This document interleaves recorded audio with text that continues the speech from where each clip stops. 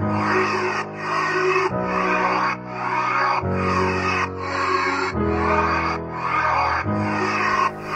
guys, Namaste, welcome back to my channel. So today आज म तपाईहरुलाई एकदमै छुट्टै खालको भिडियो लिएर आएको छु.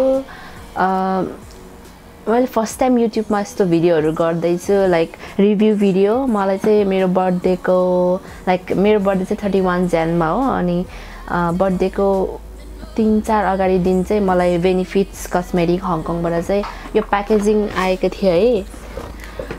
Very beautiful packaging. Packaging कति राम्रो छ, एकदमै कस्तो ब्राइट पिंक कलर को कस्तो राम्रो छ है. अनि यसमा चाहिँ benefits happy new year of the dog लेखेको रहेछ.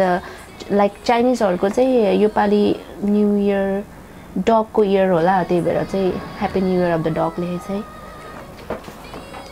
Packaging is very nice. I like the packaging. अनि भित्र चाहिँ यस्तो देखेछ यस्तै कति क्यूट के. I like it.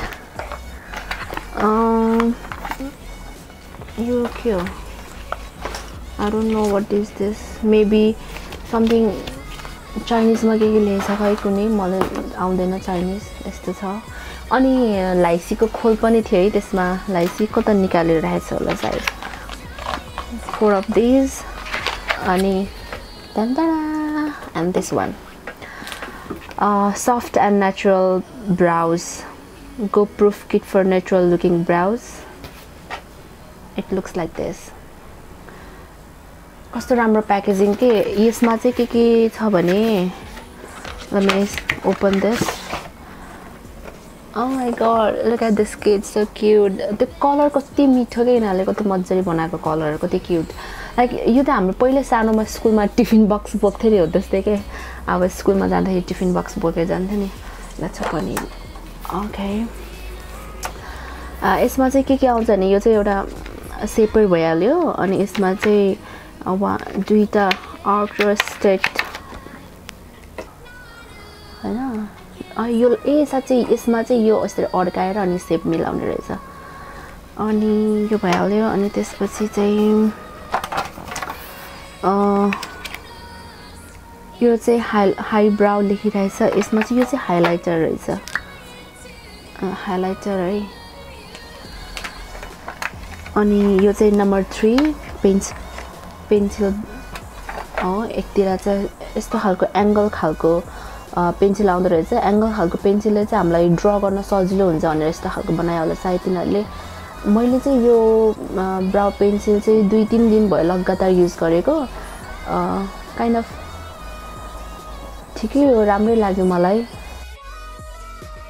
अनि अर्को चाहिँ 24 hour gel 24 hour brow setter लेखिरहेछ. यो चाहिँ जेल हो के यस्तो सेट. प्याकेजिङहरु सबै कति क्यूट छ है. लाइक पहिलाको जमानाको राजा महाराजाहरुले चलाउने पेन्सिलहरु हुन्छ नि, अब के हो त्यस्तोहरु जस्तो के. कति क्यूट. I like it. मलाई एकदम राम्रो लाग्यो. मलाई अरु भन्दा नि प्याकेजिङ क्यूट के, कस्तो मन पर्यो. I have tried it like 3-4 days before. मलाई चाहिँ राम्रै लाग्यो. तपाईहरुलाई कस्तो लाग्छ म गरेर देखाउँछु है. If you guys are wondering the number, it's number 3.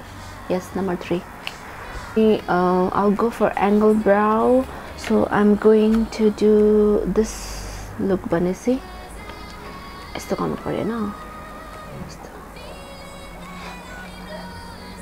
यस्तो गरेर यहाँ राख्ने, यसरी राख्ने, यस्तरी राख्ने. अनि त्यसपछि यसलाई चाहिँ यसरी आँखामा राख्ने हैन. Let's try it.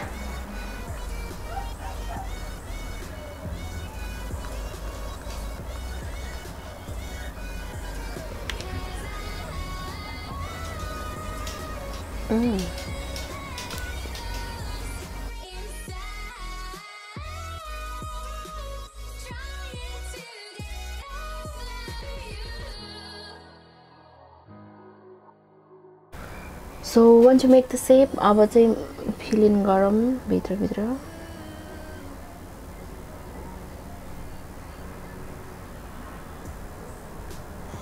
Which brow suit me? This one or the before one?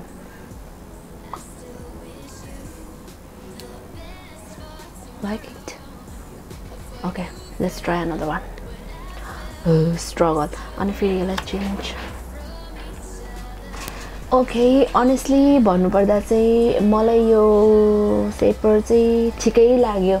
ठिकै यस्तो गर्दा यसरी राख्दाखेरि चाहिँ यसरी कोर्दा चाहिँ घरिघरि खसी जादो रहेछ. अनि त्यसपछि कति धेरै प्रोडक्ट वेस्ट पनि हुँदै रहेछ यहाँ माथिमाथि केरेर है.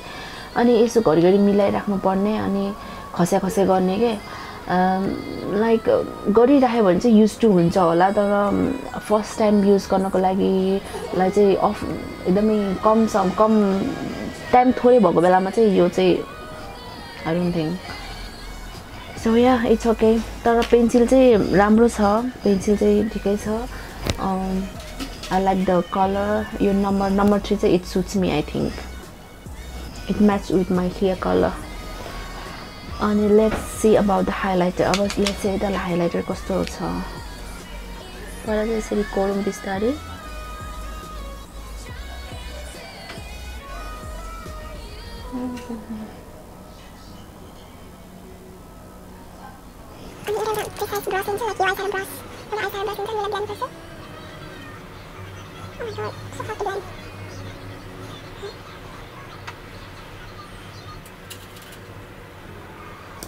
Set our brow. Bye bye. Okay, bye. यो चाहिँ हरि भगे. यो चाहिँ दामी लाग्यो मलाई.